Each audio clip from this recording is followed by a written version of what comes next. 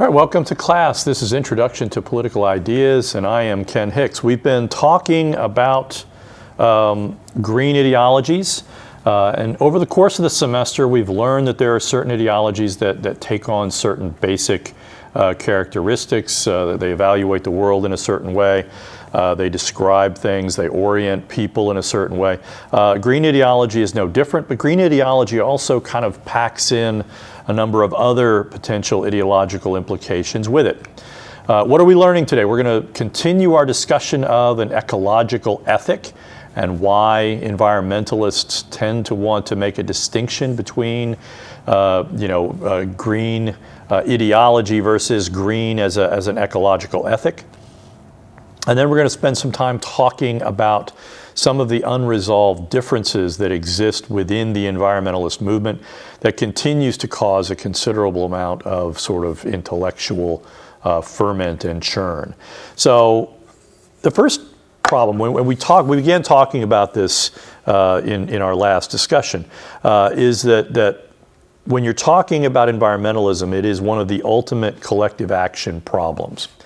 And when we talked about collective action, again, the problem is, how do you get buy-in? How do you persuade people to do the thing that you want them to do?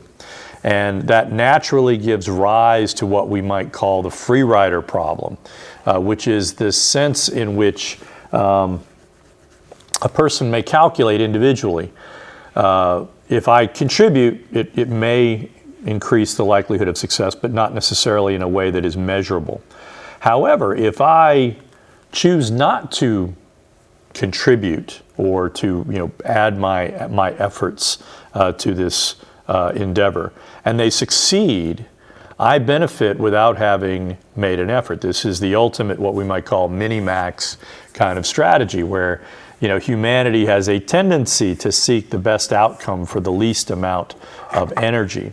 One of the people that kind of captured this was Garrett Hardin, who talked about the tragedy of the commons. And of course, the commons in medieval England, you always had certain lands that were held by the king. There were other lands that might be held as an honor by the local nobility. And then there was this common land, either pasture land or tillage or whatever.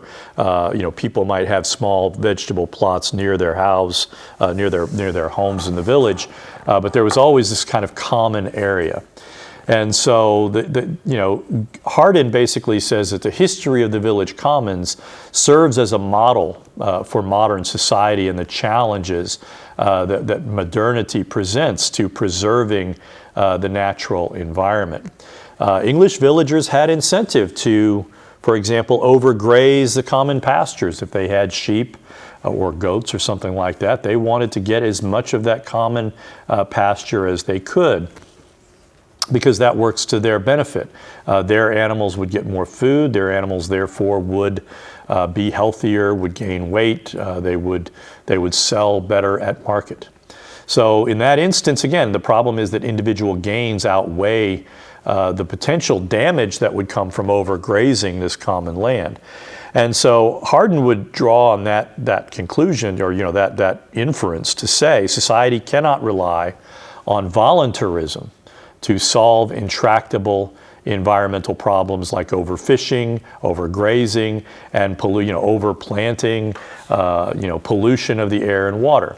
If you look at the picture on this slide, that is Garrett Hardin, who he was sort of a neo-Malthusian, in terms of talking about the threat posed by overpopulation.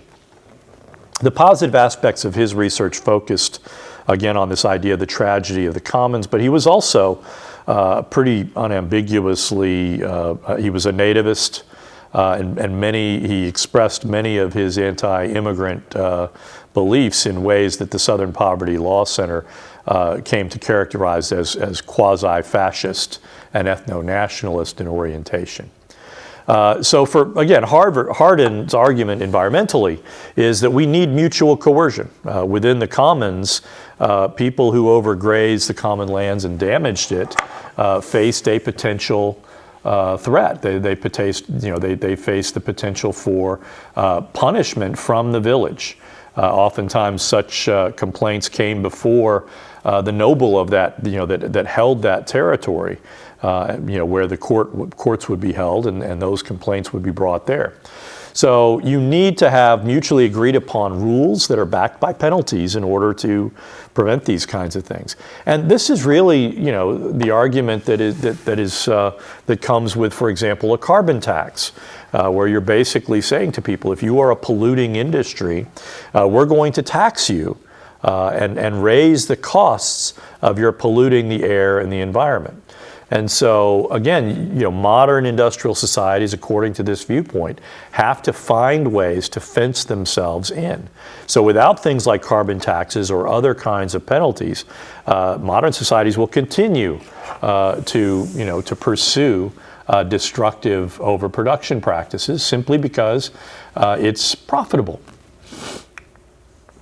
So many, and most, I would argue, environmentalists are what we might call small d Democrats. In other words, they believe in process, they believe in the democratic process, they believe in persuasion for the most part. We need to persuade majorities of people to take the threats posed to the environment seriously. Most of these folks believe that there is a need to fundamentally change laws to protect the environment and slow down climate change. And keep in mind, environmental movements had tremendous success in the United States, Canada, and Europe in basically calling on significant environmental cleanup. The Clean Air Act, the Clean Water Act, the creation of Superfund sites where, again, polluting industries, if the Environmental Protection Agency, which is, again, another product of the environmental movement, something that the Nixon administration put in place. But if the EPA declared an area a Superfund site, the industry that was judged to be responsible for that pollution bore a significant amount of the cost of the cleanup for that environmental disaster. So Greens tend to emphasize collective and individual responsibility for protecting the environment. They tend to be small d Democrats whose ethic emphasizes the importance of engaged and well-informed citizens. There remain a number of significant unresolved differences among different factions of the environmental movement. And again, if you learn one thing in this class, and that is that there, even within any particular ideological grouping, you're going to find a great deal of variance in terms of basic beliefs, but also in terms of tactical preferences, in terms of what they think needs to be done in order to achieve a particular ideological end. And so one way to look at this is the idea that there are shades of green. Again, there are some folks that basically say, I'm an environmentalist, I take my environmental responsibilities seriously. I'm not necessarily part of a group. There's this idea that there are light greens versus dark greens. The light greens are reform-minded environmentalists. They favor laws and public policies that serve human needs while minimizing damage to the natural world. Dark greens, which we'll talk about later in our presentation, favor more radical measures to roll back development and protect and extend wilderness areas. Recycling is one of those things that people tend to look at and say, this is a responsible movement where, let's take plastic and aluminum and the things that can be recycled productively. Let's make it easier for individual citizens to do that. And so the recycling movement, again, one of those things that emerged in the 1970s. It's one of those things that became pretty widely available. I was actually shocked because when I was in Columbia, South Carolina, and keep in mind, South Carolina is no, bastion of left-wingism. But Columbia was it was a state capital. The state university was there. It was a college town in many ways, what I call a super-duper college town because it's got both the state capital and the major research university there. But they made recycling very easily. They had bins that you could ask for that they would give you, and you could put your recycling into those bins and take it out with the garbage, and the garbage truck would come around, at one time, and then the recycling truck would come around, a few hours later. When I came here in 1999, there was an attempt by a city council member to install a similar system. She was literally accused of being a communist. And I just thought that was really eye-opening for me, that people acted, people had that kind of a belief simply regarding, making it easier to recycle. So one of the ways, again, that we talk about environmentalism and the factions within them is the idea of shallow environmental or shallow ecology versus deep ecology. And this is a distinction drawn by the Norwegian eco-philosopher Arne Naess. And so for him, shallow environmentalism placed humanity at the center of the concerns and viewed environmental problems in what he called, again, an anthropocentric manner. Deep ecology is more of a biocentric focus that places the biotic well-being of the entire environment at the center of these efforts. And again, these are the idea of anthropocentrism is the argument saying, for example, that humanity is as the most sentient species on the planet, uniquely responsible for preserving environmental areas. Deep ecology is basically saying that we are just one species among others.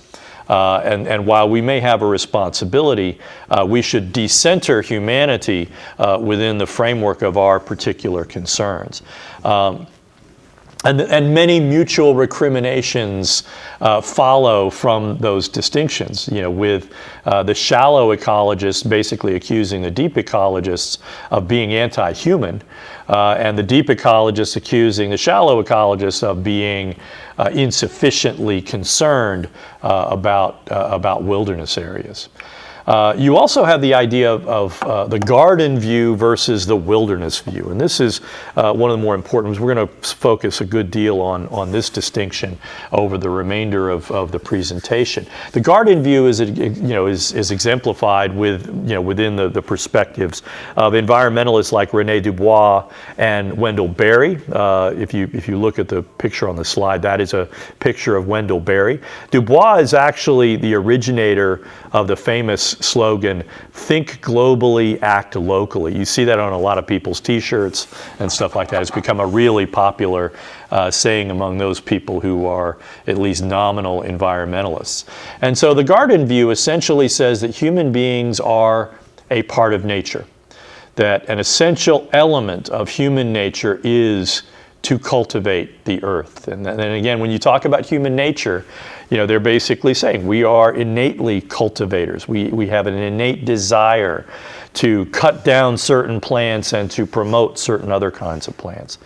And so, again, critical to most of the garden perspectives are critical of the wilderness perspective that puts the interests, again, of non-human fauna and their habitat above legitimate human interests. And you might call this kind of a farmer ideology. And of course, Wendell Berry was a notorious farmer. I think he might actually still be alive. He lives in Kentucky. But again, this is the belief in the importance of stewardship. And remember that word stewardship. It's very important within the environmentalist ideology. And again, that's the idea that you are looking after something in an other regarding way. It's not necessarily because you are personally benefiting it. A steward of a king, if you think about the Lord of the Rings, the steward of Gondor was not the king of Gondor. He was acting on behalf of a missing king and doing so and taking on that service so that basically it would be for the good of the whole of the nation of Gondor rather than their personal interests. And so again, you have to have this belief from the garden perspective that stewardship is part of a loving long-term relationship with the land. And so let's kind of dive into one of Wendell Berry's essays. It's called Getting Along with Nature. I love the quote that I pulled from this slide. And that is, whether we or our politicians know it or not, nature is party to all our deals and decisions, and she has more votes, a longer memory, and a sterner sense of justice than we do. I just think that's a great quote. And so essentially, Berry is making the argument that humanity has to act as defenders of both nature and wilderness. And he draws the contrast. He basically says that people from both the nature and wilderness perspectives often sound like the defenders of industrial economy, of the defenders of industrial progress and technological progress, and people that are the antagonists of environmentalists. They sound as if nature and humans were two radically separate states, radically different and radically divided. Berry basically says these are just pure ideas, they're categories, but in reality, humanity is much more deeply embedded in nature than most humans are prepared to admit. And so he begins first with a concession. Pure nature is not as good for humans to live in as it sounds, and humans don't want to live in it for very long. This is a picture of sort of the Sonoran Desert on this slide. If it's 100 degrees and you're out there without access to water or shade or anything like that, you're not going to survive very long. And so that's sort of his point. But likewise, pure humanity, a pure artificial environment, it is equally true that pure humanity is not good for people to live in for long. So for Berry, the more artificial human environments become, the more the word natural becomes a term of value. I've got a slide from Barbie, and I think the whole movie, Barbie, is really a reflection on these distinctions between what it's like to live in the real world, to live in a world where nature still has a vote, versus a world that is entirely the conception of human beings. So the first principle of conservationists is that people cannot live apart from nature. But this is true of all creatures. Again, the difference is that human beings, because of our ability to harness technology, we have a vote that other animal species simply don't have. So for Berry, what we call nature is, in a sense, the sum of the changes made by the various actions and influences upon each other and upon their places. Now think about this again for a moment. What he is basically saying is that all animals, when they eat, when they defecate, they are enacting a change on nature. A bear, when it scratches a tree and marks its territory, is basically making a change, a measurable change in the environment. The presence of large predators in any kind of biotic community is working a change. It is thinning out the other fauna. It is eating berries and then again taking those seeds within its digestive system to other places and spreading those seeds when it defecates. So, again, every change is significant, right? He talks about woodpeckers. Woodpeckers generally have a positive effect on nature. They remove wood-boring insects and their larvae. And those trees that they get to soon enough, they can probably keep them alive. But woodpeckers can also kill trees. And to a large extent, I think most, kind of deep ecologists would say, if a woodpecker can kill a tree, the tree was probably already dead. I can say this, I used to have a maple tree in my backyard, and it ended up dying. We had to have it taken down. The arborist came out. And he said that woodpeckers probably killed it. But at the same time, again, probably the reason why the woodpeckers killed it, it was the presence of enough wood-boring insects that that it was probably already on its last legs. The famous great changer of environments are beavers, which, their whole thing is to create a beaver-friendly ecology. They dam, creeks in order to spread things out so that they can build a lodge. They're a home building kind of species. They can store food in there, and protect themselves. They can seek shelter whenever other predators come around. They are enormous changers of the environment, and those ponds that spread out become meadows over time. Again, that is a measurable increase in the diversity of a community. Likewise, Wendell Berry talks about the salt licks in Kentucky and how hoofed animals literally create deeply rutted trails to those salt licks. So humanity alone has that opportunity to make choices. The animals that are doing it, the woodpeckers are doing what woodpeckers do because that's how they eat. Beavers do what they do because instinctively, a millennia of evolution tells them that is the way of maximizing their survival. Likewise, hoofed animals, ruminants, need a certain amount of salt to help them digest their food. It's instinct that causes them to seek out these salt licks. And so humanity alone gets to make that choice regarding the kind and scale of difference they're going to make. They're either going to live with nature or they're going to seek to conquer nature. And again, that's that attitude that makes environmentalists critical of liberals and socialists and fascists. So for environmentalists like Wendell Berry, this is a good quote. Nature is not only our source, but also our limit and our measure. And the more we try to push up against that limit, the more dangerous things become for humanity. He talks about nature's indifferent justice. So, when wild creatures exhaust their food sources, they suffer the consequences in basically starvation and diebacks.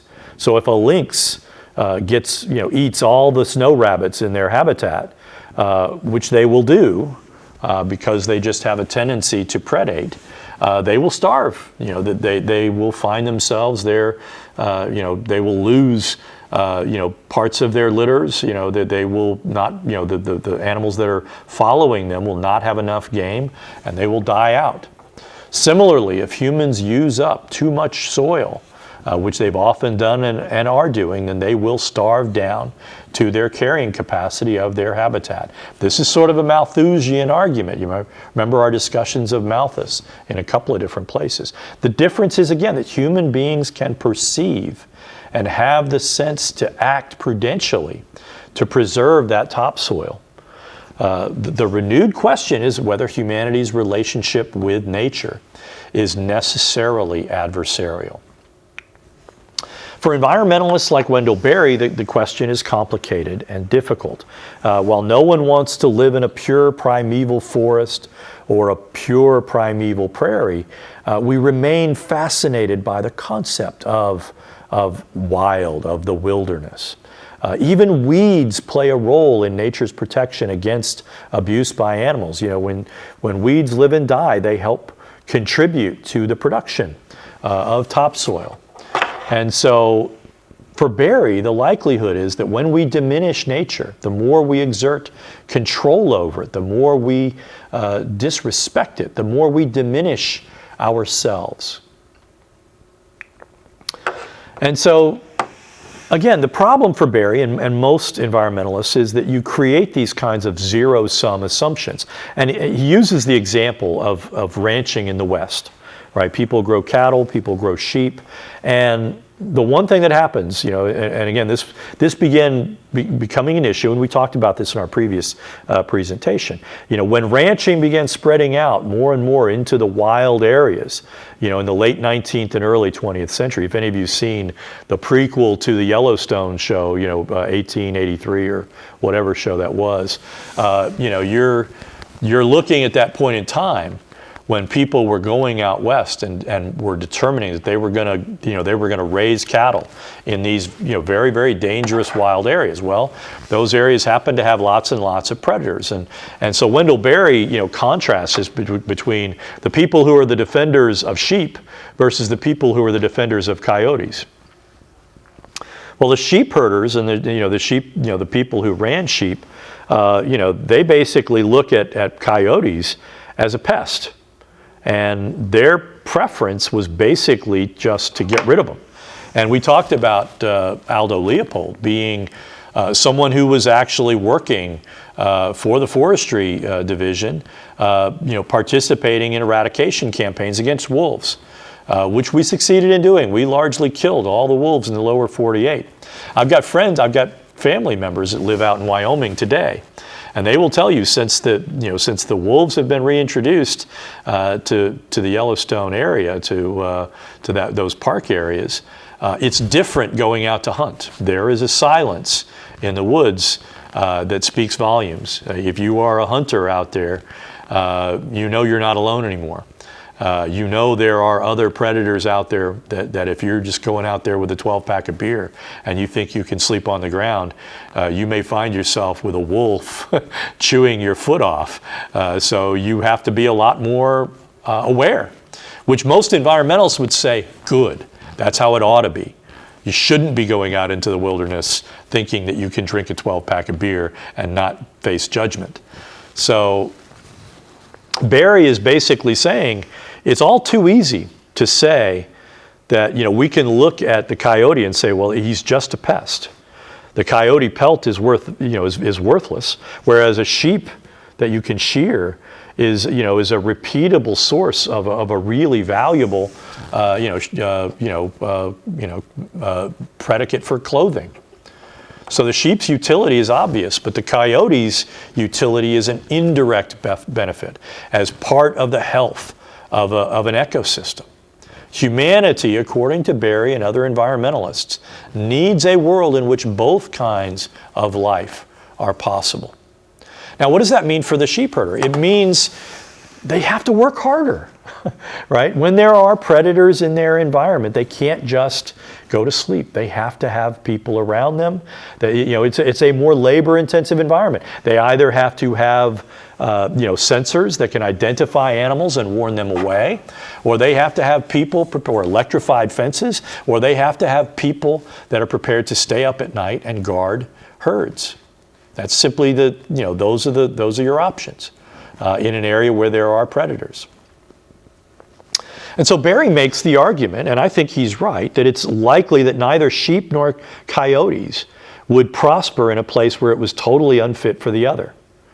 You have to have a nature capable of having both, the lamb, but also the coyote. And so the word that he is building up to is this idea of interdependence. And that again is the proposition that wilderness and domesticity are interdependent. And he draws the example of Gary Nabham's book published in 1982, The Desert Smells Like Rain. And it's basically the tale of two oases in the Sonoran Desert, one in Arizona and one in Mexico. In both areas, there were tribes of Native Americans called the Papagos, who basically lived and farmed in and around the oasis. And what he found out, what Nabham found out, was in Arizona they basically removed the Papago from that oasis. Well, the oasis fell apart because the reason the oasis existed was that it had been tended by the Papago to ensure that you could get water and keep water into those areas. They tended those areas. They helped construct them over generations. And they then drew their sustenance from those oases. And so the oasis in Arizona fell apart very quickly because nature didn't really allow for an oasis in the middle of a desert area.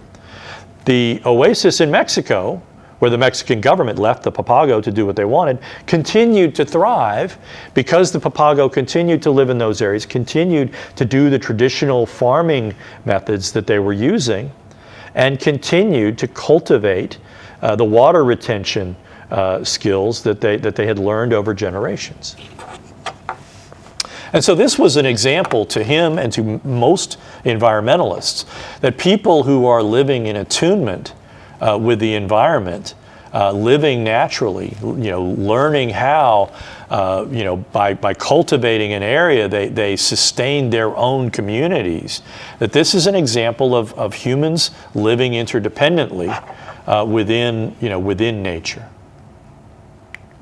Wendell Berry draws on a personal anecdote. He talked about he was mowing. He has a small farm in Kentucky. I think it's around 30 acres or something like that. And he was mowing with a horse team, a small triangular hillside pasture that was bordered on trees on 2 or 3 sides. And he became aware that there was a red-tailed hawk that was close by that was just watching him. And he stopped and he looked at it for a while, and he could tell the hawk was literally just kind of watching him.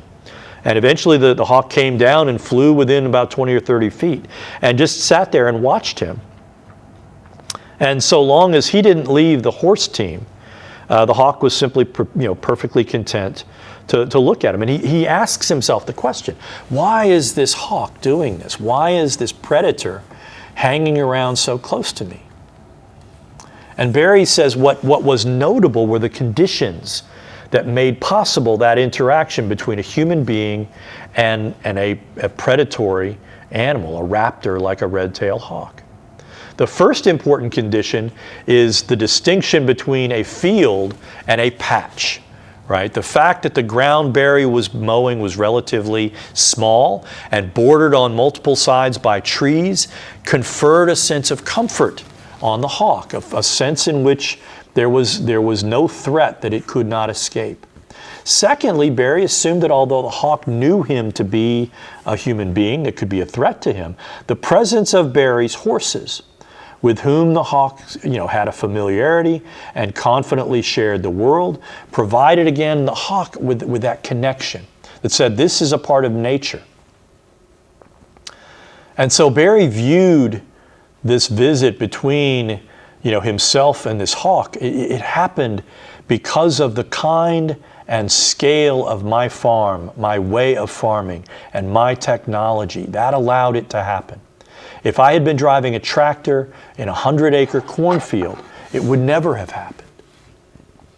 And and again, as an environmentalist, he draws an intense source of meaning from that sort of an interaction. He thinks that's valuable in and of itself. And how can you say he's wrong? So again, it gets back to this idea of choice, right? If humans want wilderness to be possible, then they have to make it possible. And he argues that you have to do that by being true to human natures. When humans act like animals, they become the most dangerous of animals to themselves and other humans. And he makes a distinction which I would take issue with today. And he says, again, he's writing this in the 1980s, animals are usually restrained by the limits of their physical appetites.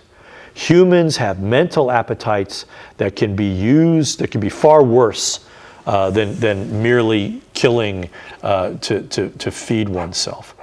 And the problem here is that it's clear, and marine biologists have demonstrated, in studies, that intelligent mammalian species routinely engage in practices that can only be characterized as cruel. Killer whales play with their food. They often will kill animals slowly, as part of a game. Dolphins rape other dolphins. It is part of a dominance process of establishing, especially in very large, gatherings of dolphins. It's a way in which dolphins establish, hierarchy.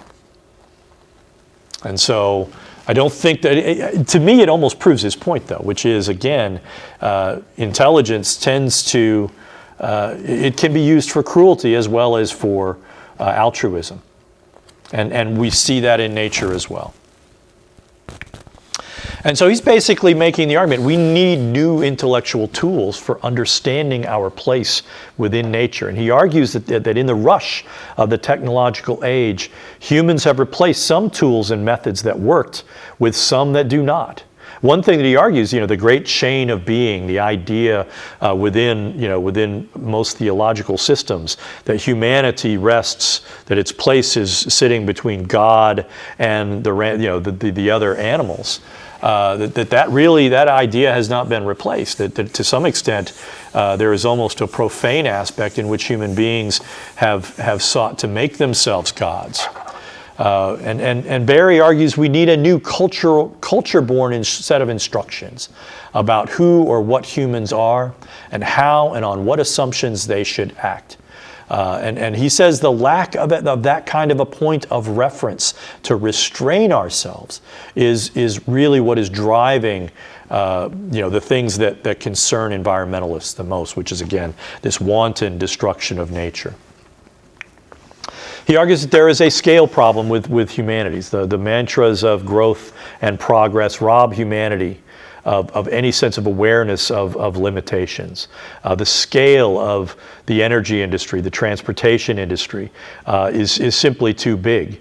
He also argues that the scale of agriculture is paradoxically, on the one hand, too big in terms of how much land is being driven by by agribusiness, but it's also demographically too small because most countries increasingly have mechanized farming, so that fewer and fewer people are working in the agricultural sector. One of the great exceptions to that is France, where they have subsidized farming in a way where labor-intensive farming remains very, a central part of their economy. And why do they do that? Well, what are the things that the French value?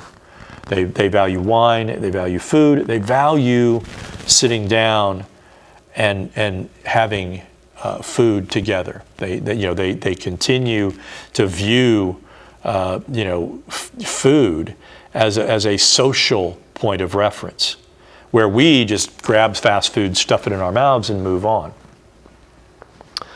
So he argues that a properly scaled human economy or technology would allow a diversity of other creatures to thrive. Proper scaling of human productivity leads to a fundamental change of assumptions and values. And so rather than thinking, we think about AI all the time. What's the next great technological breakthrough? Wendell Berry would say, rather than asking, is it fast? Is it powerful? Is it a labor saver? How many workers will it replace? Instead, we will ask, can we and our children afford it? Is it fitting for our real needs? Is it becoming to us? Does it fit within how we do things? Is it disruptive in a bad way? Is it unhealthy? Is it ugly? These are the questions that would change how we view our relationship both with technology and with nature. A renewed interest in our cultural past to seek both to conserve both inheritances, the natural and the cultural world. And again, this reflects what I would argue, something that we talked about earlier in the semester with traditional conservatives, that we shouldn't simply be rending the fabric of society simply because technology tells us that would somehow be a good thing, or it would make someone a great deal of money. And so Barry argues that, in a very non-trivial way, the survival of wilderness, of places that we do not change, where we allow the existence even of creatures we perceive as dangerous, is necessary. Our sanity probably requires it. Whether we go to these places or not, we need to know they exist. We go to wilderness places to be restored, to be instructed in natural economies of fertility and healing, to admire what we cannot make.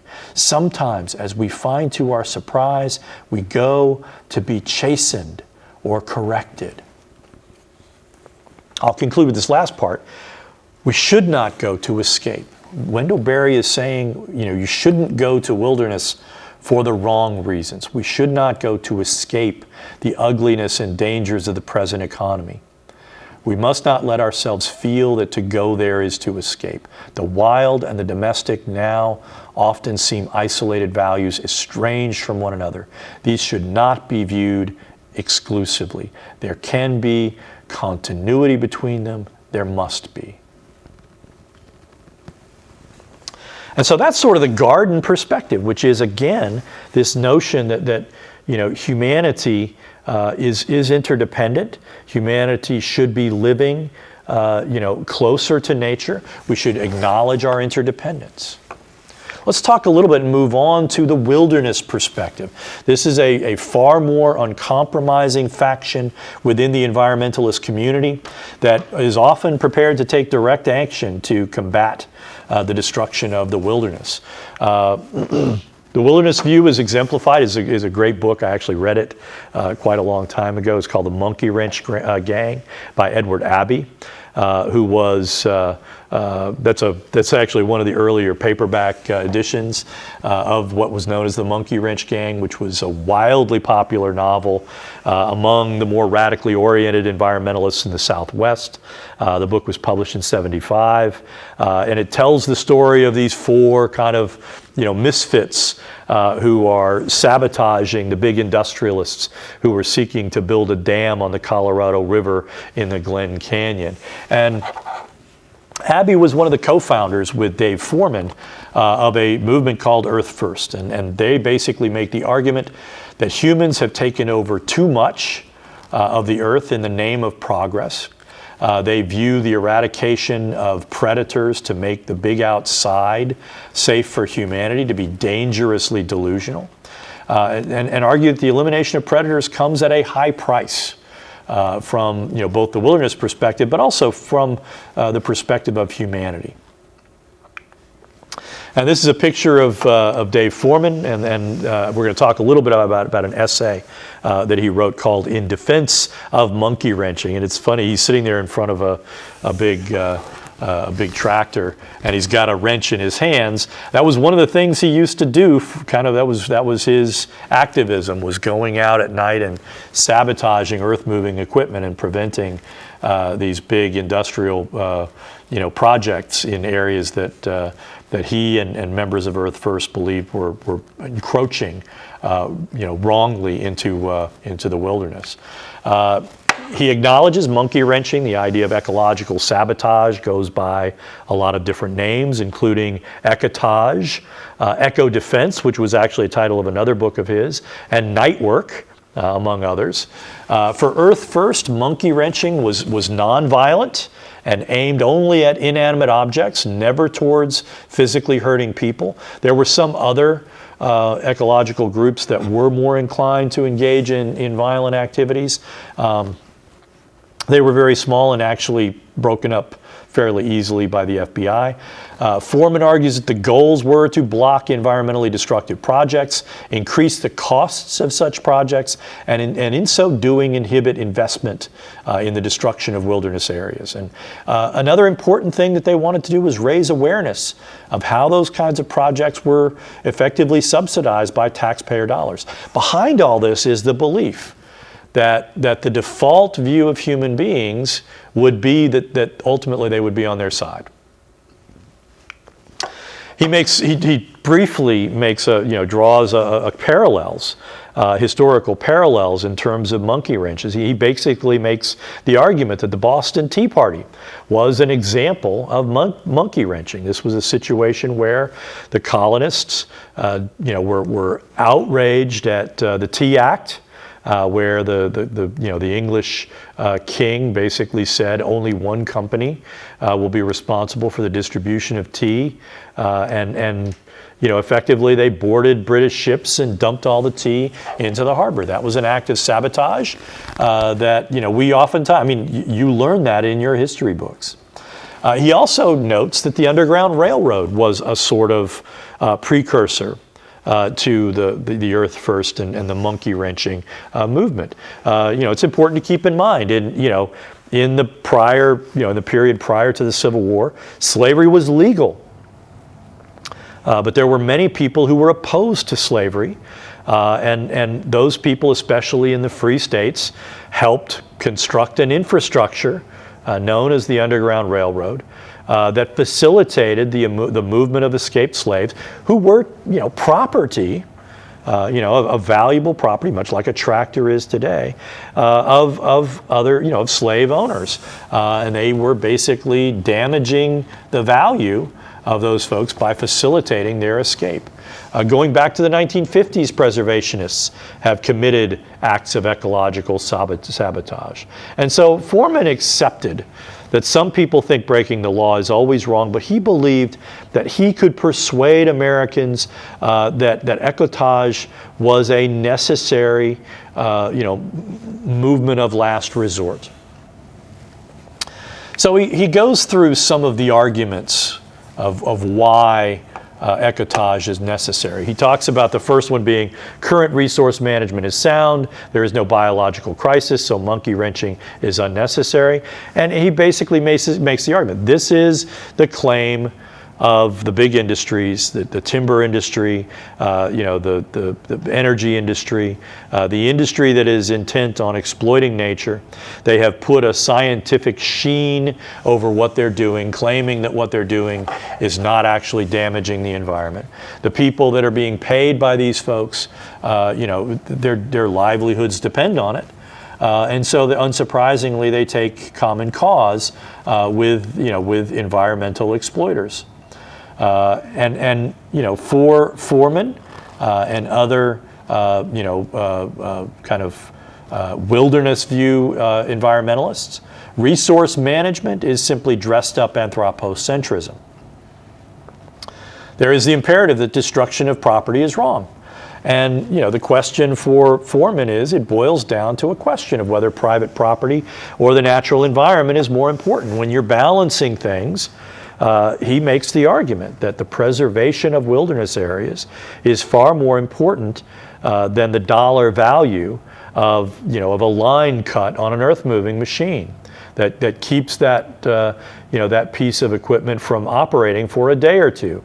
The line can be replaced; it's not permanently being damaged. And in many instances, the kinds of ecotage that is being done was not necessarily going to permanently destroy a piece of equipment. Now, they also would put sand in gasoline tanks. That oftentimes, especially if they started it up and got that sand into the gears of the engine, that would pretty much destroy the earth-moving machine that they were doing.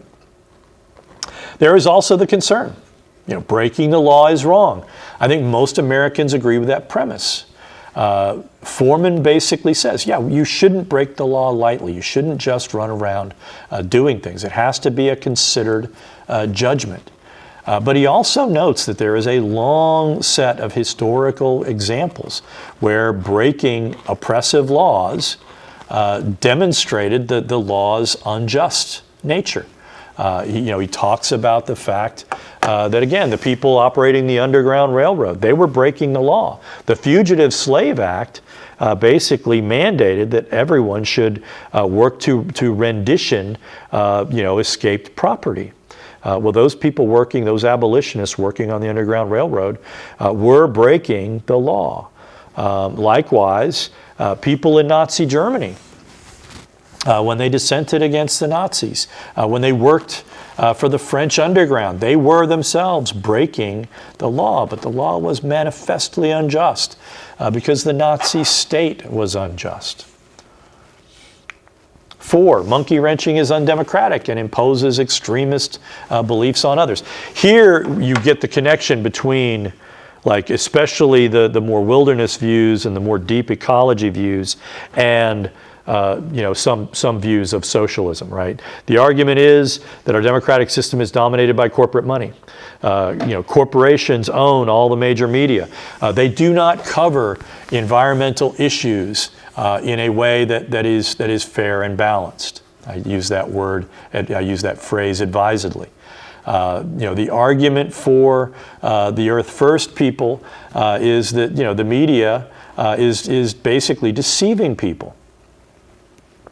5th, monkey wrenching threatens human beings with injury or death. It's eco-terrorism. And this is, again, a concept, the idea that you attach any kind of dissident movement with terrorism within American kind of sensibilities, automatically demonizes that activity. And he notes most of these arguments are aimed at tree spiking, which I'll deal with in a little bit more detail in a minute. But he argues that eco-defense guidelines call for clear, direct warnings about spiked trees. The true eco-terrorists, from the Earth First perspective, are the land despoilers, are the people that are, that are clear-cutting trees, that are, that are damming rivers, that are, destroying entire species of fish and animals, by destroying the natural ecosystem. And so, in effect, he's arguing that equating ecotage with terrorism is simply a vehicle for suppressing dissent, for not engaging intellectually in an intellectually serious way. You can't get in the way of progress, can you? Well, yeah, you can. You can make things a lot harder. And that's the point of these kinds of movements.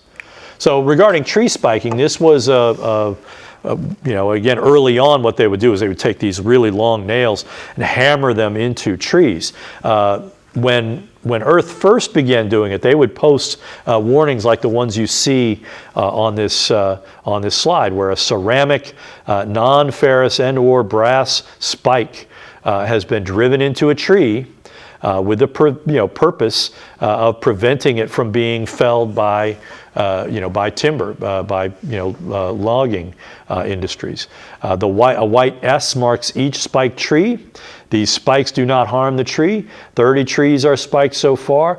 Do not use a chainsaw on this tree or you risk breaking the chainsaw. And again, the problem is, a lot of other groups that are even more radical than Earth First were doing the same things, and in many instances doing it in a far more malicious way. They were driving iron spikes into the trees. In many instances, they wouldn't post notice. So a logger coming along with one of these huge, long, when you think about the trees they were cutting in the Pacific Northwest, you're talking about trees that are, dozens of feet around, and you have to use really big chainsaws to take them down. And one of those chainsaws hits one of those spikes, it can throw the chain, it can cause damage, it can kill a person. And in fact, after such an accident, which Dave Foreman has expressly said, it wasn't my group that spiked that particular tree that caused that injury in 1987. California passed a law in 1987 basically banning the spiking of trees, making it illegal, making it a felony. In 1993, the federal government passed anti-spiking legislation. That, again, because if you're just making it California, then you can spike everywhere else. And no other states were really following suit with California. And so the federal government passed it, and so now wherever you're spiking a tree, you're violating federal law. Members of Earth First renounced tree spiking in the 1990s, but nevertheless there are environmentalist groups who continue to do it occasionally. So the sixth argument is that by advancing monkey wrenching, one is liable for all the excesses, even those where someone has obviously strayed from published guidelines. And Foreman makes the argument that that's a kind of collective guilt, right? Each individual monkey wrencher is responsible for their particular actions. And so you need, again, to balance the possibility of misuse against the severity of the crisis. And if you are a member of Earth First, you obviously believe that the environmental crisis warrants taking some kinds of direct action, not interpersonal violence. They forswore that from the start. Number 7, if you monkey wrench, you take credit for your actions and accept punishment as one does for any act of civil disobedience. Now, this is an argument or a criticism that is basically saying you should act like, for example, human rights and civil rights activists who follow the teachings, the nonviolent teachings of Mohandas Gandhi and Martin Luther King. Gene Sharp is a scholar that's written quite a bit about it. And one of the things that Gene Sharp makes the argument is that if you are going to engage in civil disobedience, you have to be prepared to accept the legal consequences of your actions. A lot of people look, for example, at Edward Snowden and try to lionize Snowden and say, well, he was a whistleblower. He was trying to point out government abuse of intelligence and the wanton killing of Iraqi non-combatants. Well, the argument from a civil disobedience argument is, well, first and foremost, he had whistleblower protections. He could have drawn upon them rather than basically grabbing hundreds of thousands of electronic documents and fleeing first to an area controlled by China and then fleeing to Russia, our adversary. That's not civil disobedience. That's something else. And so he's making the argument that there is a distinction between civil disobedience and monkey wrenching. Monkey wrenching is, again, it's a small-scale activity where each individual's ability to undertake multiple acts is the only real force multiplier that they can rely upon. So he's basically saying, yeah, it would be great if we could do that, but the reality is we have to act more like guerrilla fighters than we do civil disobedience activists. So that requires retaining your freedom so that you can undertake multiple acts. Finally, Eights, he makes the argument, again, he addresses the criticism that monkey wrenching gives the entire environmental movement a bad name and causes anti-environmental backlash. And he says this is the hardest criticism for me to confront, okay? Because he doesn't want to, tar the entire environmental movement with his actions.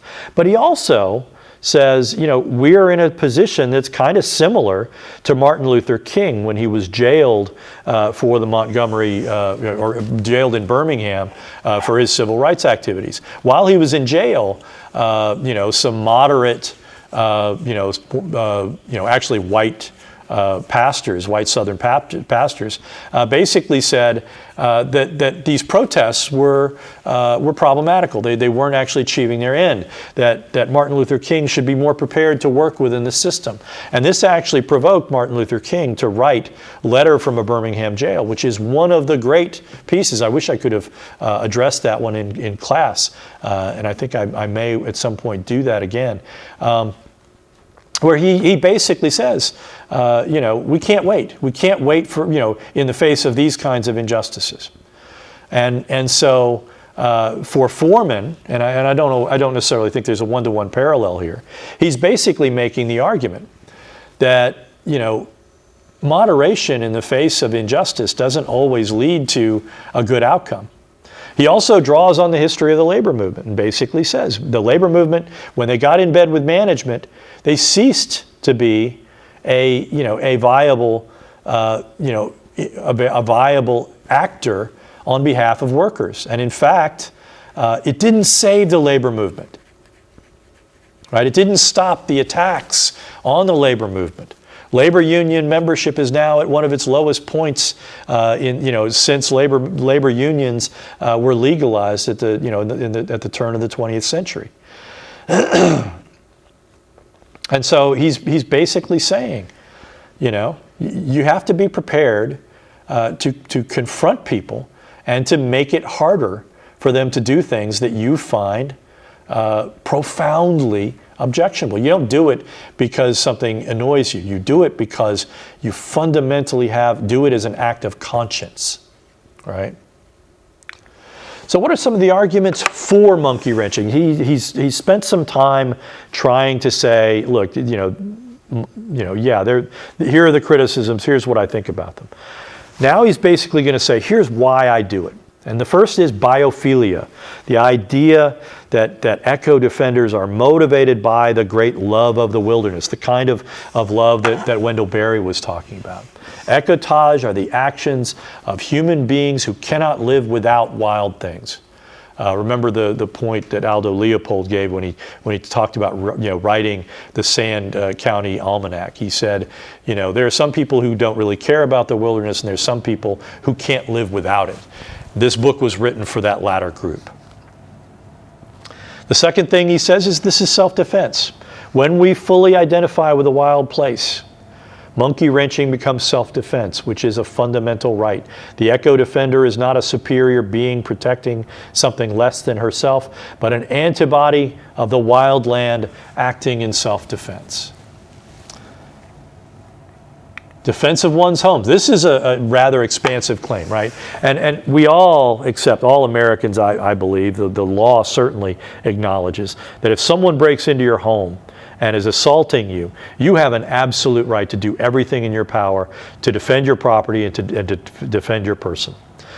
Foreman is extending that argument to the wilderness, is saying basically just as a homeowner has a right and an obligation to defend against a home invasion, so too does that right extend to those who believe that the wilderness is their home. And this is again getting back to Barry's saying, well, I don't think I want to live in the Sonoran Desert. Well, Foreman kind of is. Foreman is kind of saying, I kind of view the wilderness as my place, as my domicile.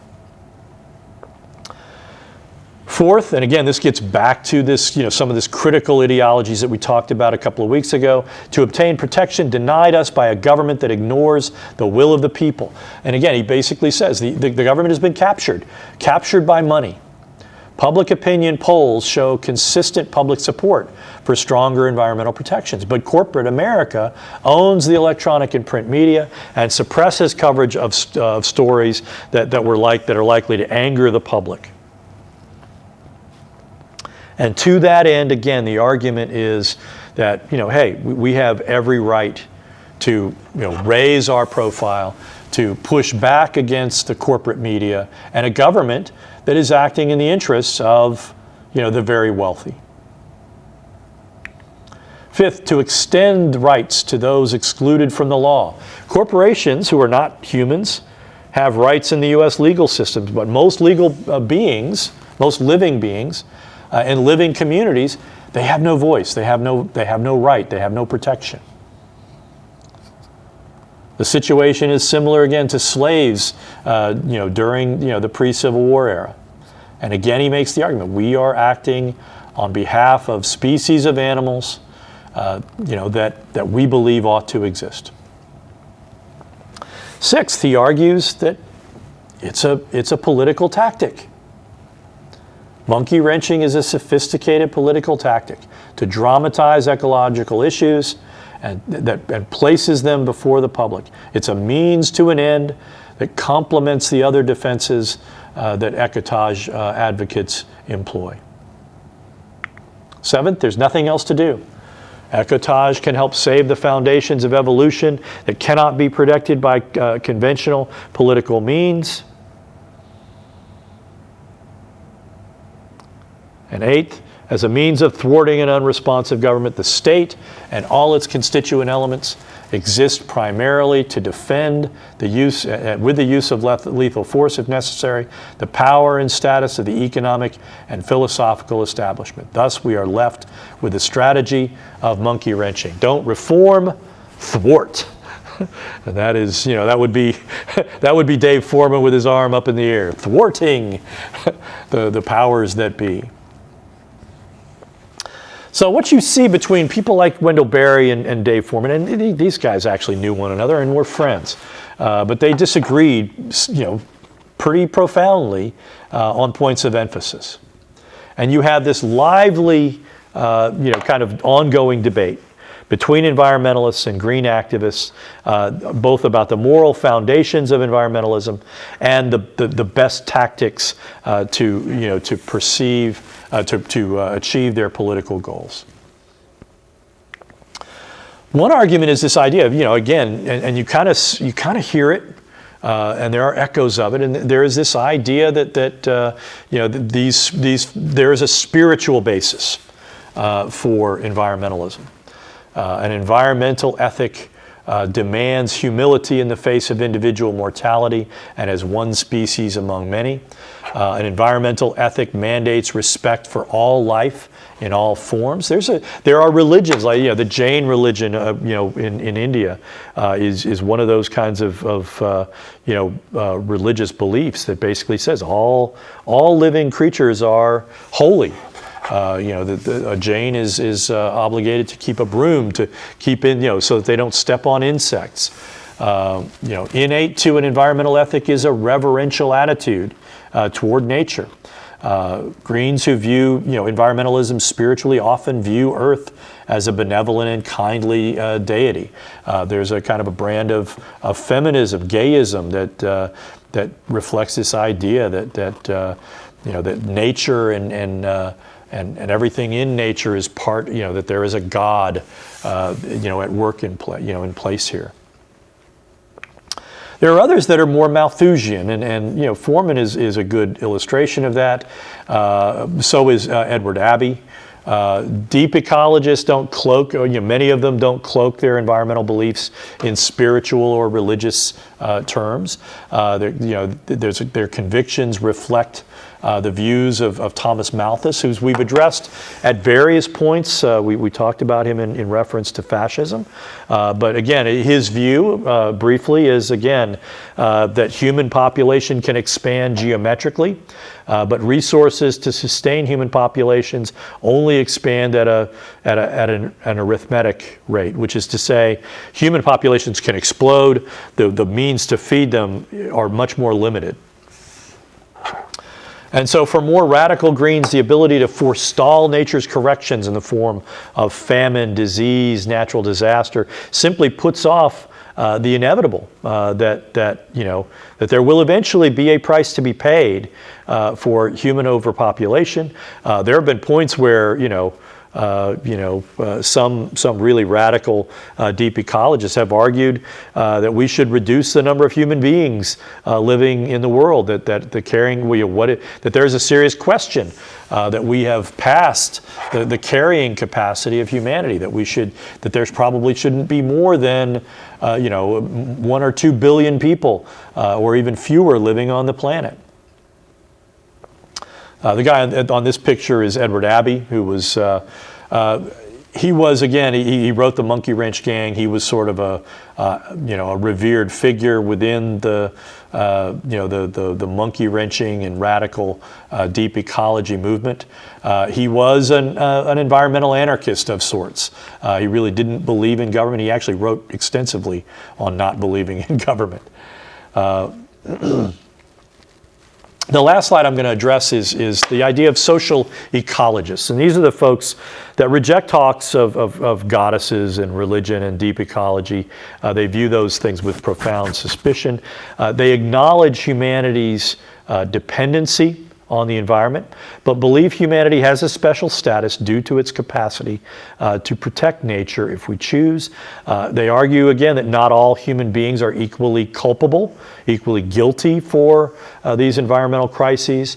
The largest share of responsibility lies with what FDR called the malefactors of great wealth, who seek to dominate not only the natural environment, but other human beings in the pursuit of profits. If you look at the picture on the slide, that is the social theorist and philosopher Murray Bookchin, who was, his parents were Russian immigrants. He was an anti-capitalist, anti-fascist theorist who had advocated environmental responsibility and a complete reorganization of political and social life into a more decentralized, more decentralized political communities. At the time, I think he died in 2006. But in the 70s, he was a critic of then Burlington, Vermont Mayor Bernie Sanders. He thought that Sanders was way too centrist. Bookchin's environmentalism rejected both the propositions that environmental degradations were the result of technology or overpopulation, contending instead that environmental challenges could be traced directly to the cancerous logic of capitalism. And so he believed that the solution to humanity's problem lay in communalism, embracing direct democracy, abolishing all forms of political coercion, and replacing capitalism with a more human-centered modes of production. And so these are really this kind of gives you an idea of where these guys rest on the the ideological spectrum. A lot of Greens are further left than your typical social democrat. There aren't typically a lot of folks that are really serious environmentalists that are existing on the right fringe of things. There are some folks that live in the Northwest that claim they're environmentalists, but their white supremacy beliefs kind of outweigh their environmental concerns. But in any event, you get a sense of where green ideology is as an ideological perspective.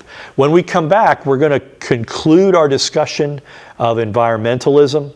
We're going to talk a little bit about some of the, how it can reflect other kinds of ideological concerns. The idea, for example, of a feminist environmentalism, and talk a little bit about some of the religious perspectives. And then we may have time to start our next important topic, which is the discussion of radical Islamism as an ideology. I'll see you next time.